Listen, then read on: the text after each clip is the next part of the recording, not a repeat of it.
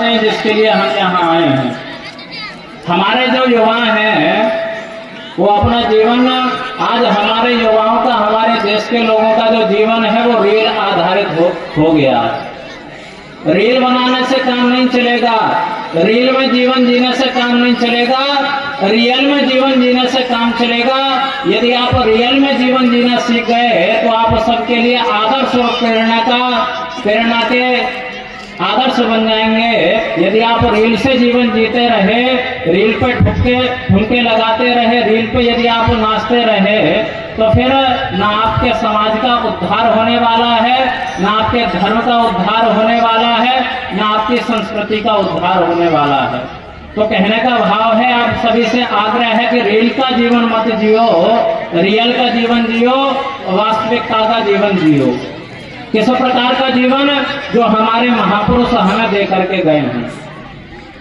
आज हमारे देश में टीवी पर आने वाले जो एक्टर हैं, कलाकार हैं, वो पता नहीं हमें क्या क्या बता जाते हैं। हम टीवी को देख करके, जो हमारे एक्टर हैं उनको देख करके अपना जीवन यापन कर रहे हैं, अपना जीवन धारण कर रहे हैं। लेकिन जिस प्रकार से वो लोग प्रतिक्रिया कर रहे हैं, क्रिया कर रहे हैं, यदि उनके क्रिया को हम 10 लोगों के बीच में प्रदर्शित करेंगे तो हमें जो है शर्म आने लगेगी। क्या हम ऐसे एक्टरों को देख करके अपना जीवन यापन धारण करेंगे? क्या ये लोग हमारे जीवन के लिए आदर्श बन सकते हैं? क्या ये लोग हमारे जीवन के लिए आदर्श प्रस्तुत कर सकते हैं? नहीं कर सकते हैं। वास्तव में जो हमारे जीवन का नायक या महानायक है वो कौन होना चाहिए? सभी युवा विशेष रूप से ध्यान दें, विशेष ध्यान दे करके सुने कि आपके जीवन के आदर्श, प्रेरणादायक नायक और महानायक केवल आपके माता पिता हो सकते हैं। आपके माता पिता से बड़ा हितैषी आपको कोई भी दूसरा देखने को नहीं मिलेगा।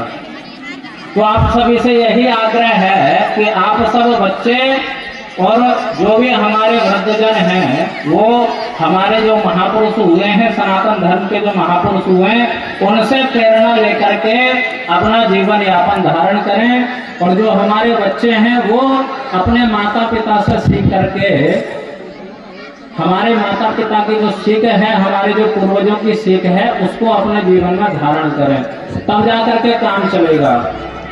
माता पिताओं से एक विशेष आग्रह है कि आप सब अपने बच्चों को आपके नजदीक में जितने भी मंदिर हैं उन सभी मंदिरों में लेकर के जाइए। हमारे यहाँ राम सेना के हमारे भूषण जी बैठे हैं, तो जैसा कि आपने कहा कि कुंडा मंदिर इस क्षेत्र का काफी बड़ा मंदिर है, बहुत बड़ा मंदिर है। 2 मिनट तक बोलेंगे। कुंडा मंदिर जो है इस क्षेत्र का बहुत बड़ा मंदिर है। वहाँ हम लोग हर मंगलवार को हनुमान चालीसा के माध्यम से हनुमान चालीसा का पाठ करवाते हैं।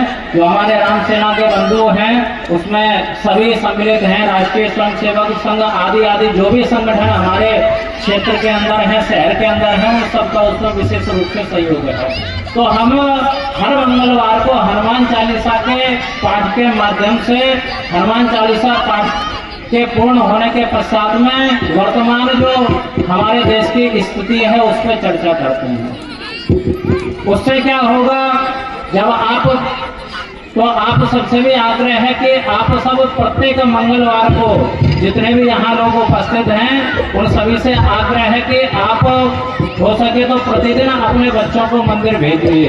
अगर प्रतिदिन नहीं भेज सकते हैं तो प्रति मंगलवार आप अपने बच्चों को मंदिर में भेजिए।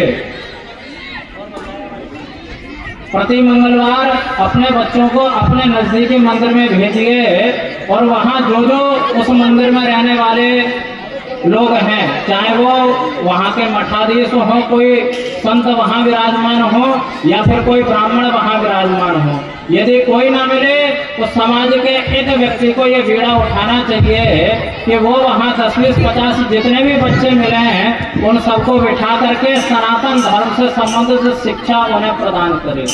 इससे क्या होगा, जो हमारे बच्चे हैं उनमें सनातन संस्कृति के प्रति प्रेम होगा, उनमें संस्कार पढ़ेंगे और कोई इन सनातन संस्कृति से संबंधित संस्कारों को लेकर के जब वो देश और दुनिया के विश्व के पटल पर जाएंगे तो सनातन संस्कृति का कार्य करेंगे। और सबसे अच्छी बात कि वो एक सच्चे और अच्छे मनुष्य बनकर के निकलेंगे। तो ये प्रयास हम सब लोगों को करना चाहिए। ये छोटा सा प्रयास हम सब लोगों को करना चाहिए। प्रत्येक मंगलवार को आप अपने बच्चों को नजदीकी मंदिर में लेकर के जाएं। मंगलवार या शनिवार को अवश्य ही आप अपने बच्चों को मंदिर के नजदीकी मंदिर में लेकर के जाएं और वहाँ सनातन संस्कृति से संबंधित जो शिक्षा है उसको आप प्राप्त कराएं। तो थोड़े से 2 मिनट के लिए जोश में आ जाइए। एक कि किसी मानव या महामानव ने पूरे विश्व के अंदर, पूरे विश्व को आप लेकर के चलिए, पूरे विश्व के अंदर आपने क्या किसी ऐसे मानव महामानव का नाम सुना है जिसने मनुष्यों की कौन कहे पशुओं की एक सेना को खड़ा किया हो? क्या किसी ने नाम सुना है? विश्व का एक बड़ा पंथ है भारत। वैसे तो पूरी पृथ्वी में एक ही धर्म है, सनातन धर्म। बाकी सब पंथ हैं। धर्म वो जिसकी स्थापना भगवान ने की हो और पंथ वो जो यहाँ से कल्पित किया गया हो। कोई भगवान को अपना, कोई अपने को भगवान का पुत्र बताता है तो कोई अपने को भगवान का दूत बताता है। लेकिन छाती ठोक करके महाभारत के युद्ध में तो अकेले भगवान श्री कृष्ण ने कहा कि हे पार्थ मैं भगवान हूँ। तो छाती ठोक करके स्वयं को भगवान कहने वाला जो महामानव है वो तो आपको सनातन संस्कृति में ही मिलेगा। बाकी सब मत पंथ हैं, यहाँ से कल्पित किए गए हैं, यहाँ से प्रकटित किए गए हैं। तो क्या आपने कभी सुना है कि कोई ऐसा महामानव जिसने मनुष्यों की कौन कहे पशुओं की एक सेना को खड़ा किया हो? विश्व के अंदर एक पंथ है जिसका नाम है ईसाई। 2 अरब 20 करोड़ से ज्यादा लोग आज की तारीख में उसके अनुयायी हैं। इसके बाद में एक पंथ है जिसका नाम है इस्लाम। पूरे ईसाई मिशनरी को आप छान करके देख लो, क्या कोई ऐसा महापुरुष है, कोई ऐसा मानव है उनकी संस्कृति में जिसने पशुओं की एक सेना को खड़ा किया हो? पूरे तरीके से जांच पड़ताल करने के पश्चात में एक भी आपको नहीं मिलेगा। इसके पश्चात आप इस्लाम के अंदर आ जाइए। क्या इस्लाम के अंदर कोई ऐसा मानव है? वहां तो हमें कोई इस्लाम संस्कृति के अंदर तो हमें कोई मनुष्य भी दिखाई नहीं देता है। मानव महामानव तो दूर की बात है, वहां तो कोई मनुष्य भी दिखाई नहीं देता है। केवल और केवल सनातन संस्कृति के अंदर, सनातन धर्म पे आइए, सनातन संस्कृति की बात करते हैं। केवल और केवल सनातन संस्कृति के अंदर एक ऐसे मानव हुए, महामानव हुए, मर्यादा पुरुषोत्तम भगवान श्री राम, जिसने मनुष्यों के कौन कहे बंदरों की और भालू रीछों की सेना को खड़ा कर दिया। खड़ा किया कि नहीं किया? थोड़े से उत्साह को प्रकट करें आप लोग।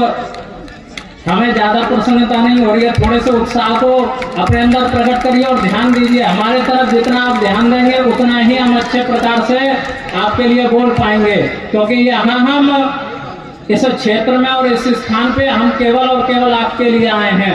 केवल और केवल आपके लिए ही हमने माता पिता का त्याग किया है, घर बार संपत्ति भाई बंधु आदि सबका त्याग करके केवल और केवल आपके लिए आए हैं। यदि आप इन भारत के संतों के साथ खड़े हो जाएंगे, यदि आप इन संतों के साथ खड़े हो जाएंगे तो इस देश के विधर्मियों के कौन कहे पूरे विश्व के विधर्मियों का आप संपूर्ण रूप से विनाश कर पाएंगे और सभी विधर्मियों को आप समाप्त कर पाएंगे।